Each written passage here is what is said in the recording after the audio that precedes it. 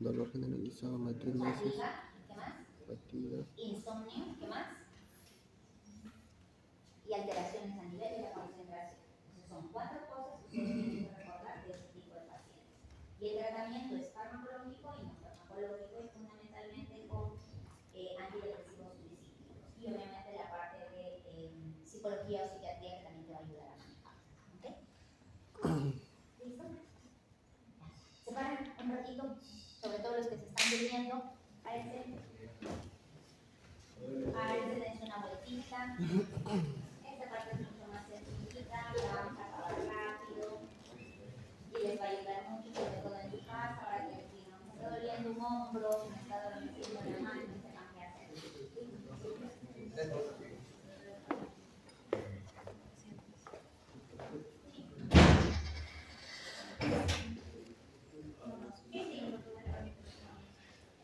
¿Listo?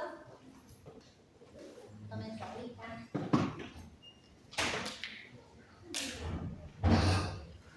Esta parte de reumatismos extraarticulares en realidad es mucho más frecuente que lo que ustedes van a ver a diario.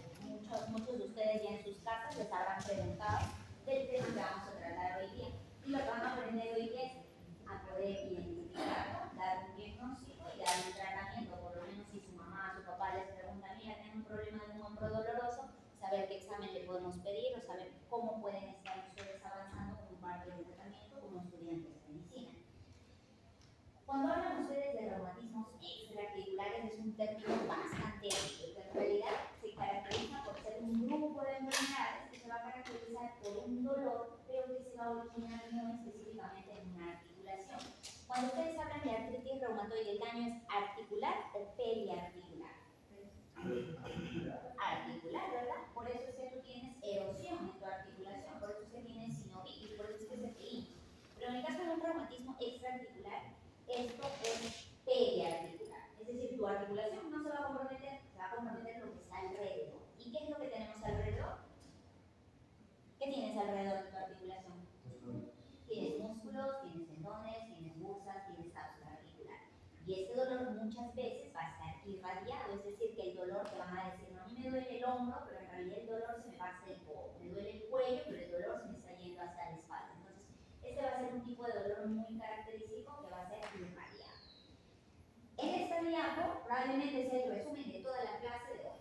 ¿Ya? Entonces, cuando hablas de reumatismos extraarticulares, tú vas a hablar de neuropatías, el famoso síndrome del túnel del carpo, vas a hablar de la estenosinovitis, que normalmente son inflamación del tendón más su vaina sinovial, como la tendinosis de Kervain, la tendinitis, donde solamente hay una inflamación, es decir, una tendinitis aquiliana, las endesitis, que normalmente es un endeso, ¿recuerda?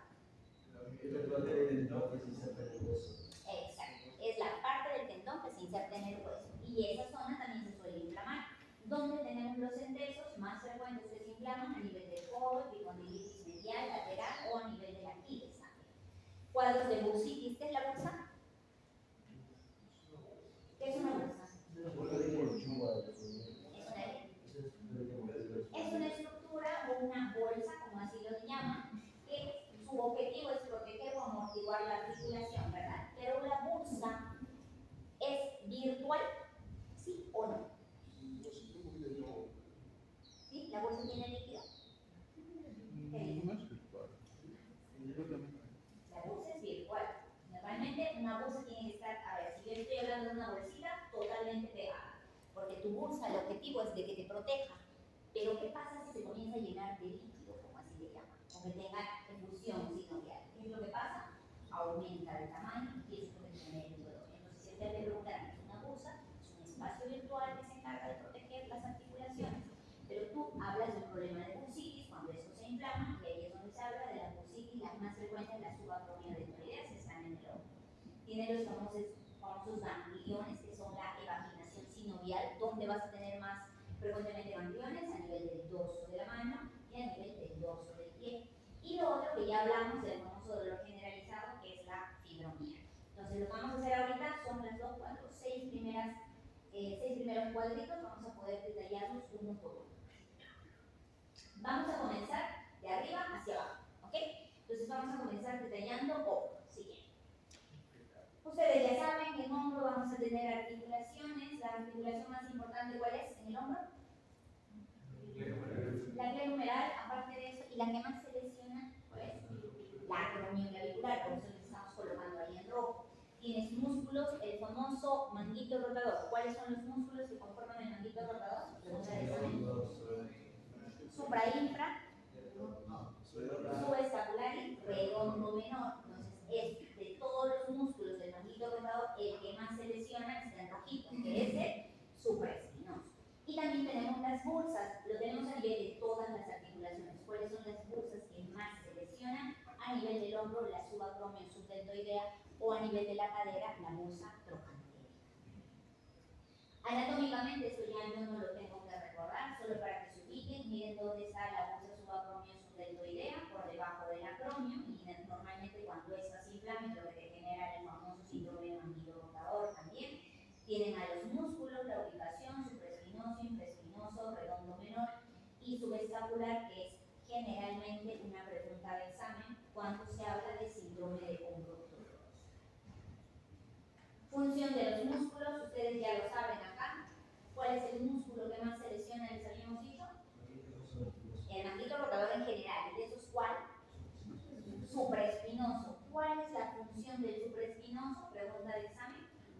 Adeducción y rotación externa. Entonces, normalmente este tendón, al ser uno de los que más se lesiona, cuando ustedes hacen la evaluación de esto, están obligados a hacer todos estos movimientos: abducción, aducción, flexión, extensión, rotación interna y externa. Entonces, cuando les tomen un examen práctico de hombro, mínimo tienen que hacer estos 6 movimientos para tener un buen examen de tu paciente. Si no hacen eso, prácticamente no han evaluado nada.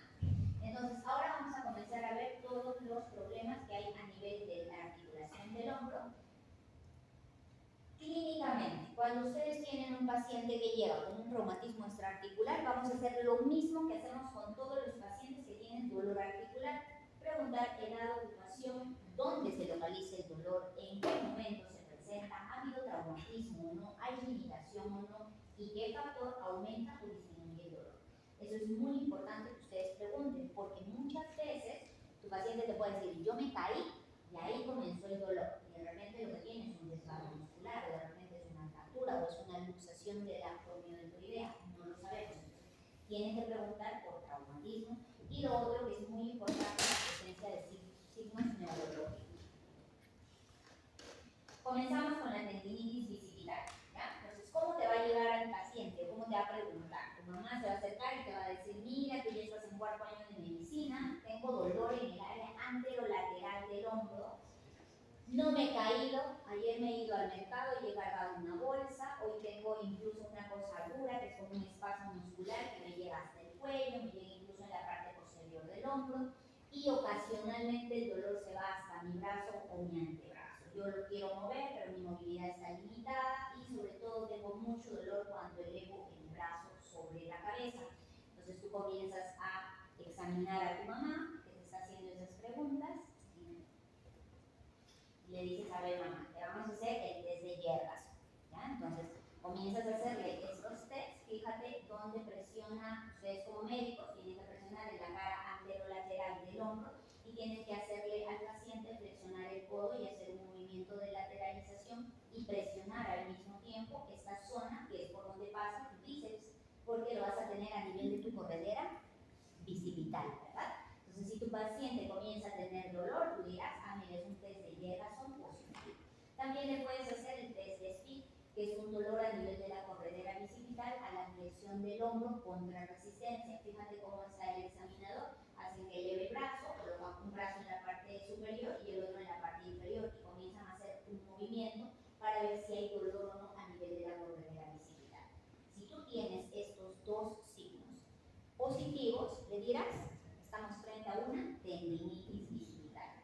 Esto es solo para que recuerdes. Mira cómo se divide la porción del bíceps a nivel de la corredera bicipital, y normalmente cuando se inflama el dolor va a ser en la cara anterolateral. Cuando tienes esto, le dirás: bueno, vamos a hacer un tratamiento, te vamos a dar analgesia. Vamos a darte analgesia, pero para eso quizás tu mamá te dice: no, pero necesito un examen, ¿qué me puedo hacer? ¿Qué examen me puede ayudar a definir el diagnóstico que me estás dando?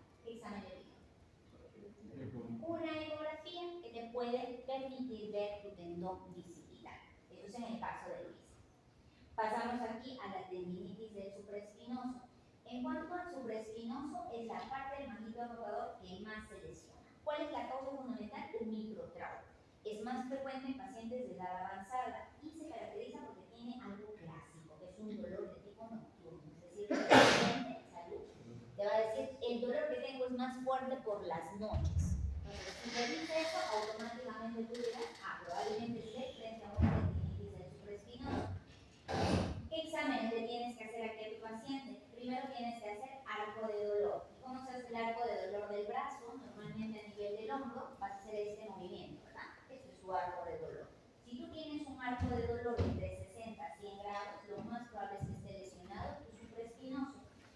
Generalmente el dolor va a ser en la inserción del manguito rotador. ¿Cómo te das cuenta que hay dolor a nivel de la inserción del manguito rotador? Puedes saber poner el brazo en esta posición y hacer este movimiento.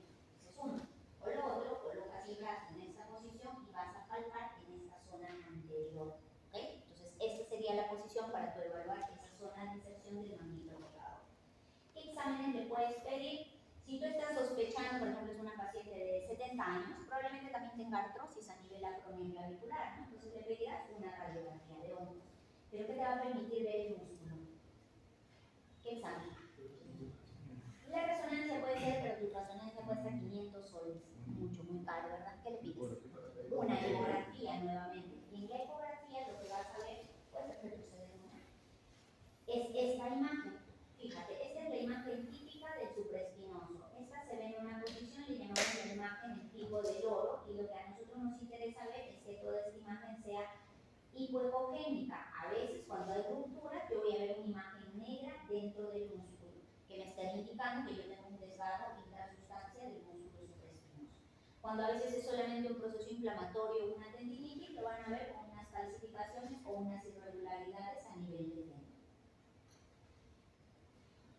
¿Cómo te das cuenta que es una tendinitis calcificada?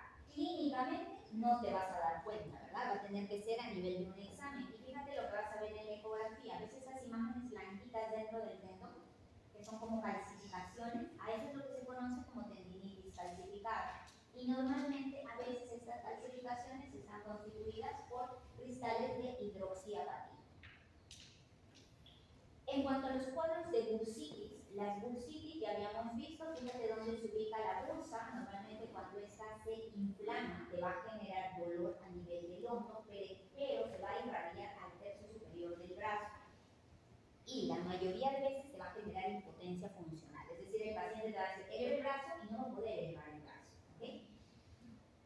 ¿Cómo te das cuenta que puede ser una bursitis? Otro dato importante que también es que tiene mucho dolor nocturno. Y son las pacientes que más dolor tienen, porque de todas las estructuras del hombro lo que más te duele es la bursa. ¿Cuáles son las causas? La mayoría de veces traumatismos o un proceso degenerativo o una calcificación de tu manguito rotador. Y aquí recuerda que cuando la bursa se inflama, normalmente el tratamiento ya no es solo con analgésicos o hielo local, sino tienes que hacer un procedimiento que se llama una infiltración. ¿Por qué? Porque tu bursa se llena de líquido sinovial y ese líquido tiene que retirarse, porque habíamos dicho que la bursa es virtual, ¿sí o no? Es virtual. Entonces, si tú tienes líquido, tienes que retirarlo, no hay forma. Entonces, este tratamiento sí se hace con un procedimiento que se conoce como una infiltración y lo que solemos utilizar generalmente son corticoides. ¿Cómo me doy cuenta o qué examen le puedo hacer yo para ver si mi paciente tiene bursitis subacromial? La maniobra de engagement. Normalmente tú colocas el brazo en esta posición, tú lo que vas a hacer es de que tu paciente intente elevar esto, pero tú vas a poner ahí resistencia. Entonces, si tú pones resistencia, el paciente comienza a elevar y tu paciente no puede hacerlo por el dolor, estás frente a una bursitis subacromial. ¿Cuál va a ser tu tratamiento? Fisioterapia, corticoides y infiltración. Entonces, aquí vamos a ver un poquito de ecografía. Ya han hecho imágenes, ¿verdad? Sí, hicieron generar imágenes. Aquí tienes a la corredera bicipital. ¿Qué tienes dentro de la corredera bicipital? En esa imagen así como un hoyito. ¿Sí? Esa es la corredera bicipital. ¿Qué tienes sobre la corredera bicipital? La porción larga del bíceps, ¿no? Por eso se llama corredera bicipital. ¿Y qué tienes sobre esto? ¿Qué músculo tienes arriba? Esta imagen negra es lo patológico, pero ¿qué músculo está normalmente sobre mi corredera bicipital?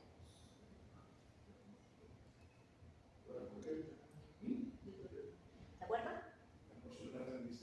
La porción larga está ahí abajo, pero sobre esto que tienes, tu deltoides. Entonces, ¿qué va a pasar? Entre mi deltoides y mi corredera yo tengo mi bursa. Mi bursa es virtual, ¿verdad? Pero ¿qué pasó con esta bursa? En esa imagen negra y gigante, ¿qué pasó con eso? Esa bursa ha aumentado de volumen. Tienes líquido sinovial a nivel bursal. Entonces, ¿qué es lo que vas a tener que hacer? Entrar con una agujita a esa zona, retirar todo ese líquido y colocar ahí un medicamento que es un corticoide. ¿Okay? Eso es parte del tratamiento. Entonces, si tú tienes esa imagen, ya sabes, esto es una bursita, una forma. Tengo que hacer un procedimiento de infiltración. Lo otro viene a ser la ruptura del manguito rotador. Músculo que más se lesiona o que más se rompe, ¿cuál es? Supraespinoso. Puede ser una ruptura parcial o total. La mayoría de veces pacientes mayores de 50 años. La mayoría de veces también vas a encontrar que va a ser muy característico porque va a tener un traumatismo previo y el paciente te va a decir, yo me caí, yo sentí como un chasquido, un dolor intenso en el hombro y a partir de ese momento no puedo elevar completamente el brazo o no puedo abducirlo. Entonces automáticamente tú estarás pensando en una ruptura del supraespinoso. Vas a tener abducción limitada, la abducción tiene que ser asistida, es decir, tú le vas a ayudar para que pueda elevar el brazo. Existe el signo del brazo caído, porque la paciente te va a decir, no sé qué pasó, pero desde hace días que me he caído, no puedo elevar el brazo, lo tiene caído. El cuadro generalmente se va a evaluar con una ecografía. Fíjate cómo se ve aquí el supraespinoso, bien bonito, ¿verdad? Todo clarito, con una imagen en una rueda, pero fíjate acá cómo se ve una ruptura. A nivel intrasustancia ves una imagen negra. Alguno me puede decir, doctora, se parece una bursitis. ¿Dónde está la bursa? Entre este músculo y el superior, que viene a ser el deltoides. Entre ellos vas a tener la bursa, pero la bursa es un espacio virtual, ¿verdad? Entonces, si yo dijera, mira, esto me parece una bursitis, ¿dónde tendría que encontrar yo la bursa? En el lado, en este de acá. Ahí tú tienes supraespinoso, ¿verdad? Arriba está tu deltoides. Entre esos dos, yo tendría que tener mi bursa. Entonces, si es que yo hablara de una bursitis, mi lesión tendría que estar entre el supra y el deltoides. Pero fíjate acá, ¿dónde está tu lesión? Está dentro del supra.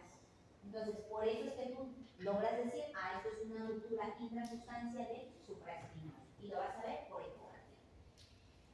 ¿Qué maniobras puedes hacer para ver si hay un desgarro o una ruptura a nivel del supraespinoso? Uno de ellos es la maniobra de Llobet. Tu paciente hace una deducción con el dedo hacia abajo. Lo que vas a pedirle al paciente es que eleve y tú vas a colocar presión en la parte superior. Si tiene dolor a nivel de la porción anterior del hombro, tú automáticamente vas a decir que es una maniobra de Llobet positiva. Siguiente. La otra patología del hombro viene a ser la capsulitis adhesiva. Normalmente no lo vemos nosotros mucho los reumatos, más lo ven los traumatos, y esto es lo que se conoce como el famoso hombro congelado, es preguntar examen. Esto generalmente se va a dar en mujeres mayores de 40 años y generalmente está producido por dolor y limitación al movimiento activo o pasivo. Y muchas veces se va a dar un dolor referido al tercio superior del brazo, que es muy característico de que tendinitis. ¿Cómo? Tercio superior del brazo. Puede ser una bursitis subacromial, ¿qué más? Bicipital. ¿Ya? Entonces, esto se va a caracterizar mucho, pero esto va a tener una característica muy, muy típica.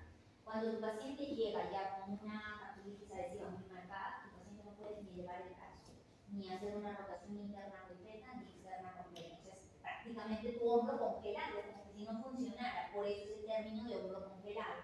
Entonces, si ustedes se dan cuenta, es más o menos como esta representación. Fíjense, hay una proliferación de toda la sinomia que se forma como un enmallado que impide cualquier tipo de movimiento a nivel de tu articulación.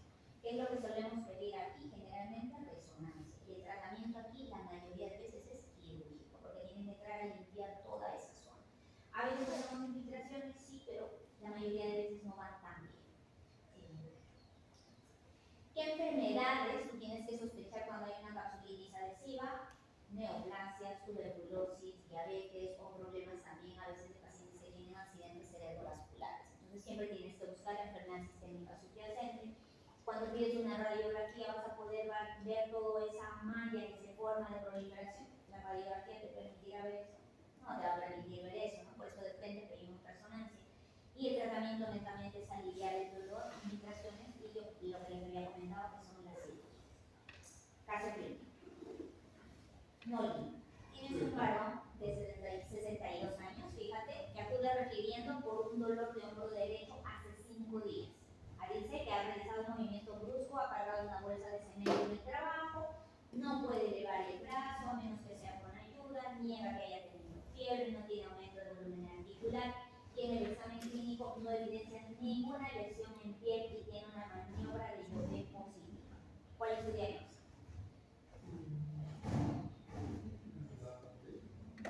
¿Vota? No. Ya. ¿Sí? ¿Todos? ¿La? Sí, ¿verdad? Porque te está diciendo que tiene una maniobra de Joubert positivo. ¿Y qué era la maniobra de Joubert? ¿Qué es lo que le indicaba? Desgarro del supraespinoso. Entonces estás frente a un síndrome de hombro doloroso. Y en este caso va a ser la respuesta D. ¿Por qué no sería un síndrome de hombro congelado? Exacto, el paciente con hombro congelado no va a poder mover su articulación. Y acá te dice, mira, él no puede elevar el miembro superior a menos que sea con ayuda. Eso quiere decir, si yo ayudo a elevar ese hombro, lo va a mover tranquilamente. Pero en este caso, un síndrome de hombro congelado no hace eso. O sea, si lo ayudes, está congelado, no se va a mover. Entonces, esto es un síndrome de hombro doloroso y lo que tienes que descartar es una lesión del supraespinoso. ¿Por qué? Porque te está diciendo que tiene maniobra de Joubert positiva. ¿Por qué no sería una artritis séptica? Fiebre, muy bien, fiebre.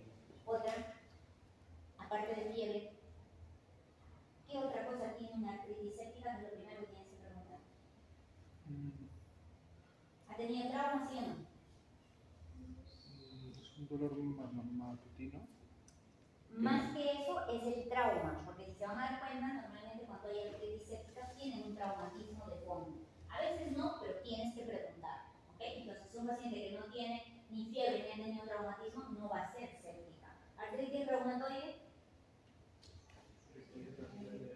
no tiene clínica, ¿verdad? No tiene rigidez matutina, no tiene aumento de volumen. La mayoría de veces comienza en la mano y los pies que tienen que hacer hay un hombro muy poquito frecuente que comienza ahí. ¿Y bota puede ser, sí o no?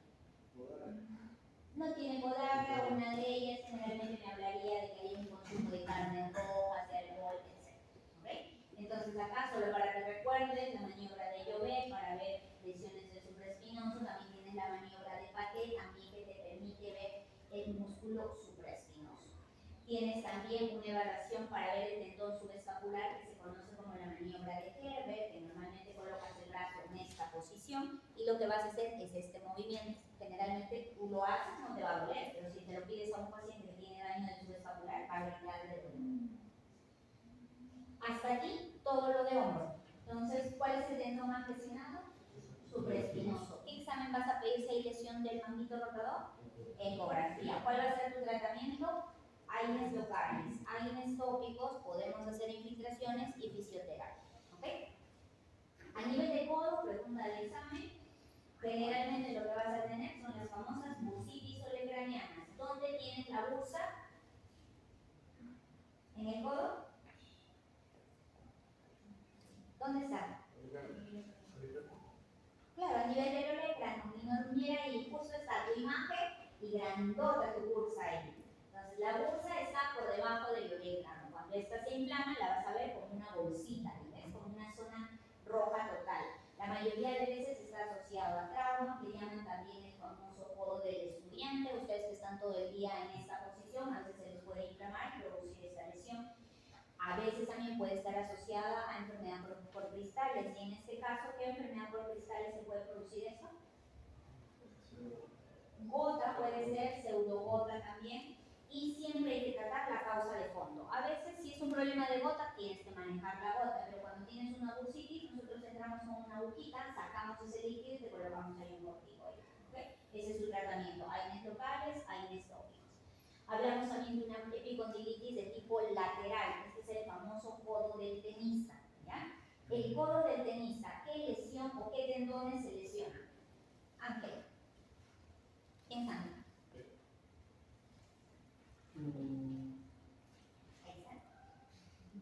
¿Qué tendones se lesionan en el codo del tenista? Los tendones extensores, ¿ok? Extensores a nivel de la inserción del epicóndilo. Cuando esto se produce, normalmente el paciente va a llegar y te va a decir, me está doliendo la zona de epicóndilo que puede ser lateral o medial, ¿verdad? Entonces, en este caso estamos hablando de la epicondilitis lateral. Entonces, va a venir con dolor a nivel lateral del codo. Es el famoso codo del tenista. Pregunta de examen, ¿qué tendón se lesiona ahí? Son los extensores. Normalmente el dolor se va a irradiar siempre hacia el antebrazo y hacia el dorso de la mano. Luego tenemos la otra, por favor, la epicondilitis medial, que es el famoso codo del golfista. ¿Qué lesiones se tendón, o qué tendones se lesionan? Flexores. Normalmente igual, el dolor va a estar irradiado al antebrazo, pero en este caso a la palma de la mano. ¿Ok? En ambos casos su tratamiento que va a ser, hay inestópicos, hay locales, a veces hacemos infiltraciones y lo otro es fisioterapia. Tienes varón Carlos, varón de 40 años, jugadora profesional de golf, acude con dolor en el codo izquierdo en la región medial, no tiene rigidez, no se le hincha la articulación y no tiene fiebre. ¿Qué tiene? ¿Qué tiene? ¿Un qué raíz? No. Tiene una epicondilitis medial, porque se está hablando del codo del golfista. ¿Okay? Pregunta de examen. Este es un caso de imagen. Normalmente a veces cuando nosotros llevamos la consulta con los alumnos, tienen con nosotros un examen solo de imágenes. Y esta es la imagen que se les muestra y se les pone. Es un paciente de 40 años que tiene aumento de volumen a nivel del codo. Diagnóstico. ¿Cómo? Bursitis, eso es una bolsa gigante ahí, ¿no? Ahora alguno me dirá, doctora, si es una bursitis, ¿cuál es la causa? Si les preguntaran. Uno me puede decir botas, puede ser. Otro me puede decir, no, doctor, es un microtraumatismo, sí. Puede ser. ¿Ok? Cualquiera de esas. Alguien me dirá, parece una artritis séptica porque está media roja, puede ser. Esto es un examen de imagen. Me interesa que me digan, eso es una bursitis. Causas, veremos la causa dependiendo de lo que le pregunte al paciente. A nivel de la mano, siguiente, vamos a tener el famoso Kerbain. Muchos de sus familiares les habrán preguntado, tengo dolor a nivel de la muñeca, en esta zona, en la cara lateral, cada vez que yo hago este movimiento me duele, no lo puedo hacer, o a veces se van a preguntar, tienen una cuñada, qué sé yo, que les dice, acabo de dar a luz y soy que cargo al bebé y estos días me da cuenta que no puedo cargarlo porque tengo dolor en esta zona. ¿Qué es lo que tienes? Probablemente una tenosinovitis de Kerbain. ¿Qué es esto? Es la inflamación, pregunta de examen, de los tendones abductor largo y extensor corto del primer dedo. ¿Okay? Por eso es que el dolor es en esa zona. Se irradia hacia el primer dedo e incluso hacia la zona del codo. ¿Cuál es el test que les puede dar este diagnóstico? ¿Recuerdan? Es el famoso test de Higgs. ¿Cómo hacen ese test? Tienen la mano en esta posición, le piden al paciente, baje por favor el dedo y abraza el primer dedo. ¿Listo? Todos hacen eso. Lo único que tienen que hacer es esta maniobra, como si estarían golpeando. Los pacientes que tienen dolor justo en la zona de la inserción de estos tendones tienen un test de Wittgenstein positivo. Esa es la posición. ¿Ok? Vuelvo a repetir. Pulgar hacia abajo, lo abrazan y hacen este movimiento. Clínica, dolor a nivel de la cara radial del carpo y la base del primer dedo, y a veces cuando realizan pinza o hacen presión, por eso es que es muy frecuente en las mujeres que cargan bebés, sobre todo las puérperas. ¿Okay? Tratamiento, hay tópicos, vía oral, también los infiltramos, muchas veces, casi nunca hacemos cirugía, pero en infiltración, como es una zona muy delgadita, a veces hay liberación de corticoides que queda con una manchita blanca. Segundo, tenosinovitis flexora. Igual, les habrá llegado un paciente, sus papás a veces que les dicen no sé qué ha pasado y que este dedo se me está quedando así, doblado.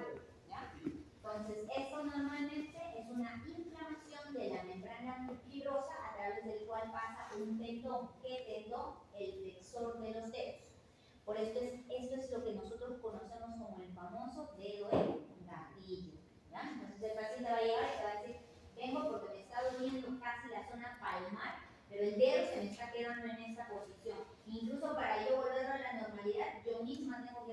movimiento y siento como un chasquido, como un crujido. Entonces ese es el famoso dedo en gatillo. ¿Cuál es la causa? Traumas repetidos. Cualquier paciente que haga cualquier tipo de actividad repetitiva puede tener eso. Su clínica es dolor, tumefacción, crepitantes y el famoso gatillo. Y el tratamiento es igual. Hay tópicos, hay vía oral. Cuando no mejora, ¿qué hacemos? Entramos con una agujita y les dejamos un corticoide justo en esta zona para bajar el proceso inflamatorio y que tu dedito vuelva a la posición normal y luego los mandamos a terapia. ¿Okay? Entonces la pregunta del examen es eso, una tendinosinovich flexora es una inflamación de la membrana fibrosa por donde pasa ¿qué tendón? Flexor de los dedos. Tiene una mujer de 28 a 38 años, abogada, va a tu consulta y te dice que hace 2 semanas tiene flexión espontánea del cuarto dedo de la mano derecha, con dolor. Muchas veces ella misma tiene que realizar una maniobra para volver su dedo a su posición habitual. Incluso oye un sonidito tipo gatillo. No se le hincha, no hay rigidez, no hay ningún otro síntoma. ¿Cuál es tu diagnóstico? Tendinosinovich flexora, ¿verdad?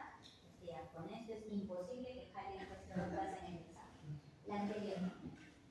Ahí está, te van a preguntar quizás la causa, ya sabes, microtraumas repetidos, y te van a preguntar qué tendón está lesionado, el flexor de los dedos. Siguiente.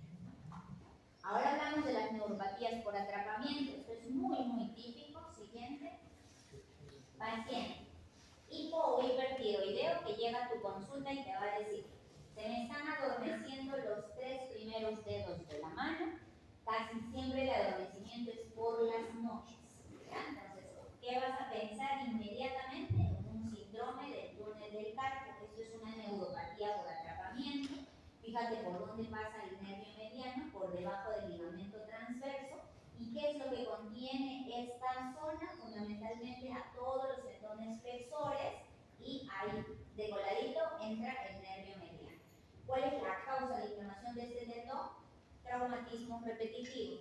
Generalmente está asociado a problemas de AR, hipotiroidismo, embarazo o algunas infecciones, pero lo más frecuente es hipotiroidismo o hipertiroidismo.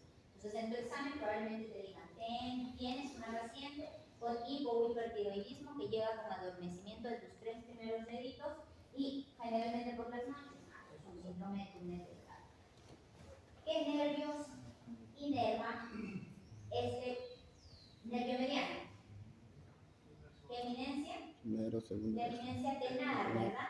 Entonces, si tú tienes una lesión en esta zona, ¿qué músculos se van a dañar? Todos los de la eminencia tenar. Si a ti te llegan a ese examen, que normalmente a veces se los ponen en el libro, colocan esta manito, y fíjate la eminencia tenar. La mano derecha se ve bonita, toda panzoncita, pero fíjate la mano izquierda, plana total. Y eso es un signo muy característico del síndrome del túnel del carpo. Entonces, cuando tú sospeches, pídele a la paciente que te muestre la palma de la mano y evalúa la región tenar. Si ves hipotrofia o atrofia tenar, tu diagnóstico está hecho, ¿verdad? Que es un síndrome del túnel del carpo. El dolor casi la mayoría de veces es quemante, punzante, hay parestesia, y hay 2 maniobras para poder hacer o para poder definir tu diagnóstico. Es la maniobra de Fallen y de Tinel. ¿Cómo se hace esa maniobra de Fallen y Tinel? Fíjate ahí, colocas la mano en esta posición y le pides al paciente que cuente hasta 60. Baja la manito y se le va a adormecer los 3 primeros dedos de ambas manos. La prueba de Tinel es que tienes que agarrar uno de los martillitos y percutir en la cara anterior de la muñeca. Si tú haces ese movimiento, el paciente va a sentir como unas parestesias en la mano. Entonces, automáticamente dirás, mira, este paciente tiene una prueba de Fallen y Tinel positiva. Anterior, por favor. ¿Cómo haces tu diagnóstico clínico con tus 2 pruebas de Fallen y Tinel? Y si quieres ser más exhaustivo y dices, no, yo quiero un examen que me ayude a definir mi diagnóstico, ¿cuál será? Una electromiografía, que es la prueba de oro diagnóstico, que te permitirá evaluar si es una inflamación leve, moderada o severa del nervio. Tratamiento: gabapentina, pregabalina, AINES, fisioterapia. Y cuando hay mucha molestia, nosotros hacemos infiltración con corticoides o también hacemos una hidrodisección, que es bañar al nervio de una sustancia de dextrosa y cloruro para que no me genere adormecimiento de la mano. Generalmente lo hacemos en traumatología a través de ecografía guiada. Siguiente. Listo. Mujer de 45 años, hipotiroidea. Ya le está dando su diagnóstico, ¿verdad? Acude por dolor en mano de los 3 primeros deditos de la mano, con adormecimiento bilateral, solo por las noches. Dice que no hay rigidez, no se le hinchan las articulaciones. ¿Qué será? Es un túnel del campo. ¿Y qué examen le pedirían si es una tenosidinovitis de Guerraín? ¿Qué maniobra le harían? Es de Fildenstein, ¿verdad? El famoso martillito. ¿Cómo se darían cuenta que tiene artritis reumatoide? Si tuviera rigidez matutina, si tuviera aumento de volumen de articulaciones y si fuera un dolor articular inflamatorio matutino, artritis. ¿Ok? Listo. Siguiente. ¿Qué maniobra les ayudaría a definir su diagnóstico? Vale. ¿Qué es la maniobra de Llobet? ¿Qué se permite evaluar? Supraespinoso. Hombro doloroso, supraespinoso. ¿Para qué es el test de Llobet? Espondilitis anquilosante. ¿Ok? Y fíjense, ya lo saben, ¿no? Pero ahí. Siguiente. Cadera. En cadera lo que más van a ver es la famosa bursitis trocantérica. ¿Dónde está la bursa trocantérica? En la cara lateral, ¿verdad? Entonces es la paciente típica que te va a llegar y te dice, a mí me está doliendo la cara lateral de la cadera, me molesta más cuando yo me siento, incluso se irradia hacia la zona de la nalga. Entonces lo más característico es que se trata de una bursitis. Importante acá que recuerden que esta patología se ve más en mujeres de edad mediana. Generalmente la clínica es dolor en la abducción contra la resistencia o cuando hay rotación externa también. ¿Qué hacemos en estas bursitis? Lo mismo que en ambos, ¿verdad? ¿Qué hacemos? Tratamiento con AINES tópico local y la infiltración, que es lo que más hacemos en ese tipo de pacientes. Lo otro que van a ver también en cadera o en la zona de la pelvis son las famosas merangias parestésicas, que son unos dolores que aparecen a nivel de la cara anterior del muslo, generalmente de características quemantes o adormecimiento. Y esto casi siempre lo van a ver en pacientes que han sido operadas de hernias inguinales. Entonces va a llegar el paciente, a veces sus familiares llegan y dicen, hemos operado de hernia inguinal y no sé qué ha pasado, pero ahora ya tengo un problema a nivel de quemante con adormecimiento en la cara anterior del muslo. ¿Y qué pasó? Porque había una lesión a nivel de qué nervio, el nervio femorocutáneo, que es el que da la sensibilidad a la cara anterolateral del muslo. Los factores predisponentes pueden ser un traumatismo, una cirugía, la obesidad, también pacientes que tengan diabetes o pacientes que estén embarazadas. Entonces el tratamiento que les damos ahí, fundamentalmente también puede ser infiltración, a veces les damos gabapentina, pregabalina. Y tu diagnóstico, si quieres ver un nervio, ¿qué harás? Electromiografía, ¿verdad? Que sería tu diagnóstico desde ahora. A nivel de la rodilla, siguiente, vas a tener la bursitis anserina, que es la famosa inflamación de la bursa anserina. ¿Dónde tienes la bursa anserina? ¿Dónde está el tendón anserino? A ver, señálenme. Señalen su tendón anserino. Su bursa probablemente no la van a ver, ¿no? Porque es un espacio virtual. Pero a ver, señalen ustedes ahorita dónde está su tendón anserino. O su pata de ganso. ¿Dónde? ¿Sí? ¿Lateral? ¿Dónde está? La pata de gato. No, pero no puedes mover para la rodilla. ¿Dónde está? ¿Dónde está tu tendón anserino? Fíjate aquí que dice la imagen, mira, primero, el tendón anserino es la famosa pata de ganso que está formada por pregunta de examen por los tendones del sartorio, recto interno y semitendinoso. Es pregunta de examen. ¿Dónde lo van a encontrar? En la cara medial de la rodilla. Entonces, si yo les digo, toquen su tendón anserino, todos se tocarán esta zona. No se van a tocar la zona lateral, no se van a tocar toda la rodilla, es esta zona. Fíjense, aquí está en la imagen, tendón de la inserción de los 3 músculos, es la cara medial. ¿Okay? Entonces, ahí también vas a tener una bursa. Si esa bursa se inflama, te va a generar dolor en esa zona. Generalmente es un dolor que está a 5 centímetros por debajo de la interlínea articular. Es más frecuente en mujeres, obesas o algún tipo de enfermedad degenerativa. Entonces, ahora, cuando les digan dónde está su tendón anserino, ya saben, ¿verdad? Cara medial de la rodilla por debajo de la interlínea articular. ¿Cuáles son los tendones? Sartorio, grácil y semitendinoso. Exacto. Siguiente, quiste de Baker. El quiste de Baker es muy típico, es el paciente que les va a llegar y les va a decir, siento una bolita detrás de la rodilla, me duele harto cada vez que yo me siento algo como que se presiona.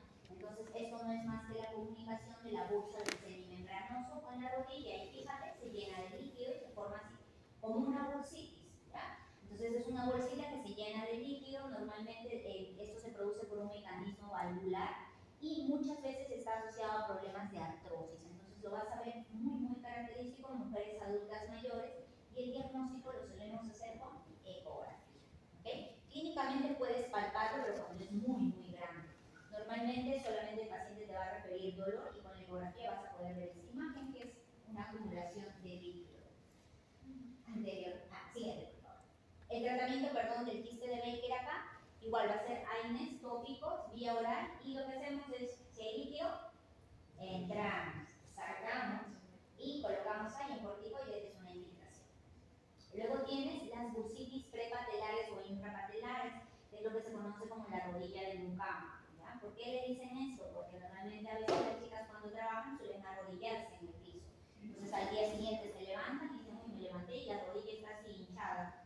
No me molesta, solo siento hinchada, un poquito de fastidio, pero nada más. Generalmente la causa es un microtrauma sostenido, puede ser también una inflamación por microcristales, tipo una gota, a veces una infección, pero cuando es una infección ya estás hablando probablemente de una artritis séptica, ¿verdad? En este caso, una bursitis no tendría por qué darte fiebre, simplemente aumento del volumen de la bursa y un poquito de dolor.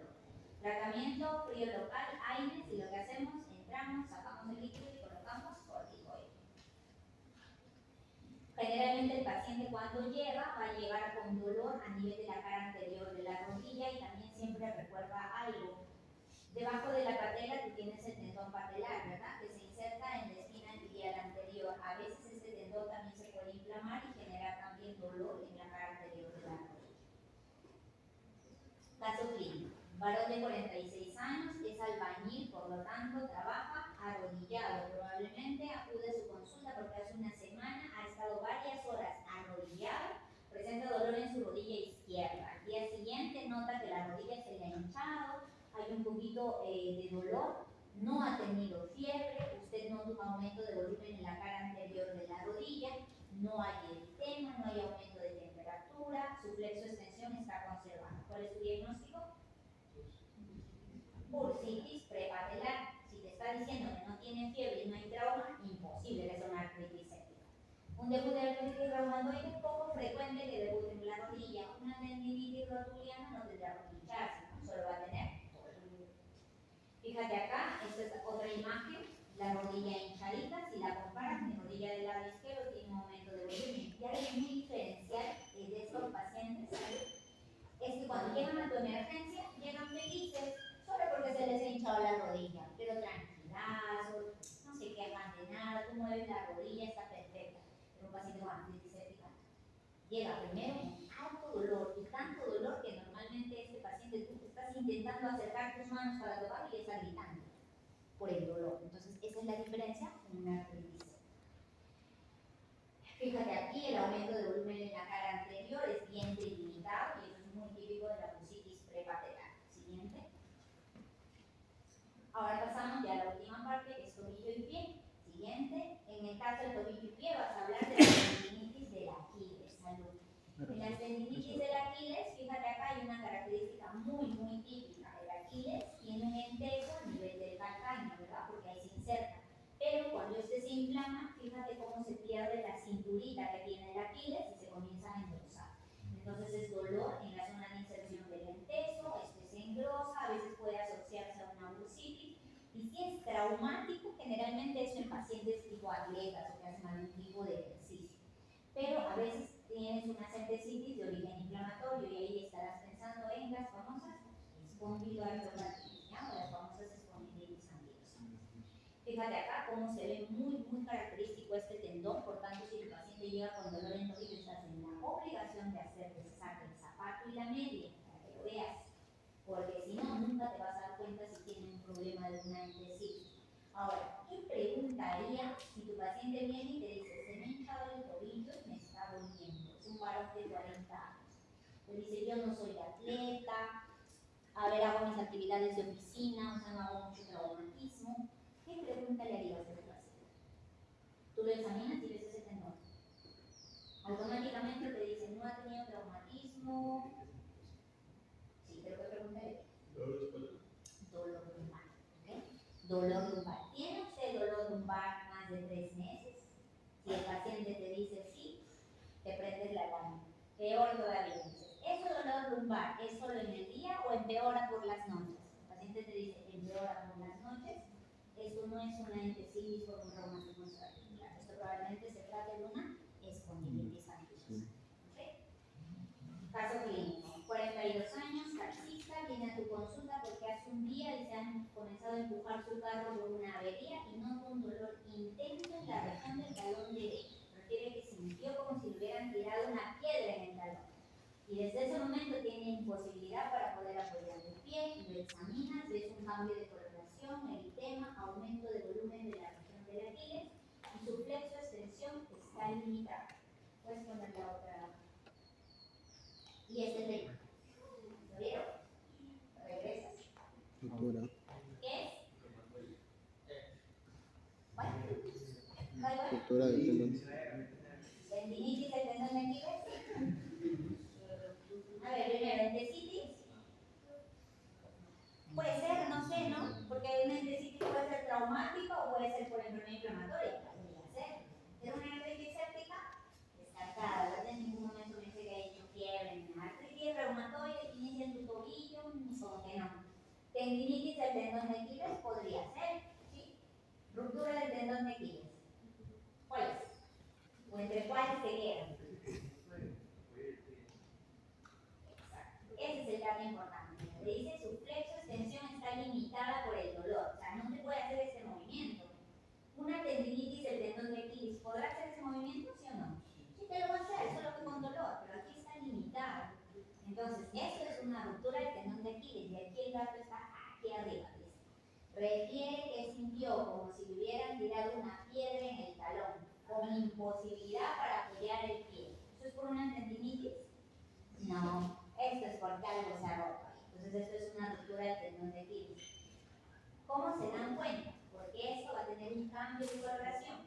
Si ustedes ven el pie con un cambio de coloración, el tobillo, esto es una ruptura. No lo duden. Pero si no hay nada de cambio de coloración, su movilidad está buena, no ha sentido esa sensación de chasquido ni nada, eso sí puede ser una tendinitis. Pero si no, es una ruptura. ¿Okay? Fíjense en la otra imagen cómo está roto el tendón, es muy frecuente. Eso nosotros nunca lo infiltramos. Es más, cuando vamos a evaluar una tendinopatía del Aquiles, muy poquitas veces lo infiltramos porque es uno de los tendones que son más sensibles al uso de corticoides. Entonces, cuando tengan que infiltrar esto, tengan mucho cuidado porque a veces si lesionan este tendón, el paciente hace cualquier movimiento y se le rompe. ¿Por qué se le rompió? Porque se le ocurrió infiltrarle con corticoide y al momento que entraste, de repente cogiste parte de fibras y lo que el único que hace es debilitar todo eso. ¿Okay? Por eso es que ahora nosotros cuando hacemos procedimientos los hacemos ecoguiados. Antes todo lo infiltrábamos así, todo. Ahora no. Ahora casi todas las infiltraciones que hacemos son con guía ecográfica para poder definir exactamente dónde estamos dejando el medicamento. Siguiente. Y este es el último, que es la fascitis plantar, que no es más que la inflamación de la fascia en su inserción en el calcáneo. Fíjate cómo la fascia plantar salen como unos deditos que se van directamente hacia los dedos del pie y tienen su inserción a nivel del calcáneo. Entonces, normalmente es el típico paciente que llega y te dice, estoy con dolor a nivel del talón. O sea, yo camino y me duele, estoy de pie y me duele, generalmente en la zona del talón y se irradia hacia los deditos. La mayoría de veces está asociado a un proceso traumático, pacientes que han hecho caminatas largas, a ustedes ahora que les gusta viajar mucho, hacer trekking, que a veces vienen con este problema. Entonces, cuando es un cuadro agudo, normalmente hablas de una fascitis plantar, pero cuando ya es crónico, quizás tengas un espolón calcáneo, sobre todo los que a veces tienen problemas de sobrepeso. Entonces, siguiente. El diagnóstico se hace a través, si vas a sospechar en un espolón, radiografía. Si vas a pensar que es una fascitis plantar, ¿qué me dirás? Ecografía, ¿verdad? Porque vas a ver tejidos blancos. Entonces, un espolón calcáneo se ve así como estás bien, mira tu calcáneo así bien bonito con un cachito ahí. Eso es un espolón calcáneo. Siguiente. Caso clínico. 59 años, mujer con problemas de obesidad, acude a tu consulta porque refiere dolor en el pie derecho, específicamente en su talón, que aumenta con la actividad, refiere que tiene un dolor tipo hincado cuando está mucho tiempo de pie. Y le haces más preguntas y te dice que en ningún momento se le han hinchado los tobillos. ¿Cuál es tu diagnóstico? Espolón. Probablemente sea un espolón Espolón calcáneo, calcáneo. ¿no? Pero alguien también puede decir, quizás también puede ser una fascitis plantar, no lo sabemos, ¿no? Entonces aquí tendrías que preguntar algo más para poder definir. La mayoría de veces cuando es un dolor que aumenta la actividad, puede ser por espolón, y sobre todo si está asociado a obesidad. ¿Ya? Siguiente. Y fíjate acá, espolón crónico, fascitis plantar, agudo. Entonces, esa sería una pregunta que se tendría que definir bien en el caso clínico para que tú puedas dar el diagnóstico certero. Siguiente. Los gangliones generalmente son tumefacciones quísticas que se van a adherir a las vainas de los tendones, lo vas a tener en el dorso de la mano, del pie, de las son desconocidas, y el tratamiento fundamentalmente es aspirar el contenido. Al ser un ganglión, entramos nosotros con una agujita, sacamos ese líquido y le dejamos ahí un corticoide. ¿Cuál es el problema? Que a veces los gangliones, cuando son muy grandes, recidivan mucho. Entonces, a veces una infiltración no ayuda tanto y los mandamos a traumatología para que les hagan un procedimiento pequeño. Siguiente. Sí, así se ve. ¿Ya? Entonces, si les dieran esta imagen, por ejemplo, en el examen, les ponen tumefacción o tumoración a nivel del dorso de la mano, dorso del pie, móvil, blanda, que normalmente genera disconfort nada más por el zapato, en el caso del piecito, lo más probable es que estén frente a un ganglión. ¿Cuál es la causa fundamental de esto? Es traumático. ¿Ya? La mayoría de veces es un traumatismo repetido. Entonces, dependiendo del tamañito, veremos si solo lo infiltramos o los mandamos a trauma con una cirugía pequeña. ¿Okay? Siguiente. Y eso sería todo. ¿Tienen alguna duda? Sí. La contractura del buitrén nosotros lo colocamos dentro de la parte de reumatismos extraarticulares. No lo colocamos porque no es tan frecuente, pero la mayoría de veces lo vas a ver en pacientes que tienen problemas de diabetes. Entonces tienes como una proliferación de sinovia a nivel de la palma de la mano, ¿no? Que incluso a veces introduce una deformidad del proceso. El tratamiento fundamentalmente es con corticoides, hacemos infiltraciones, pero muchas veces no va tan bien y por ende termina en tratamiento. Pero lo puedes considerar dentro de las características que hemos dado a todos.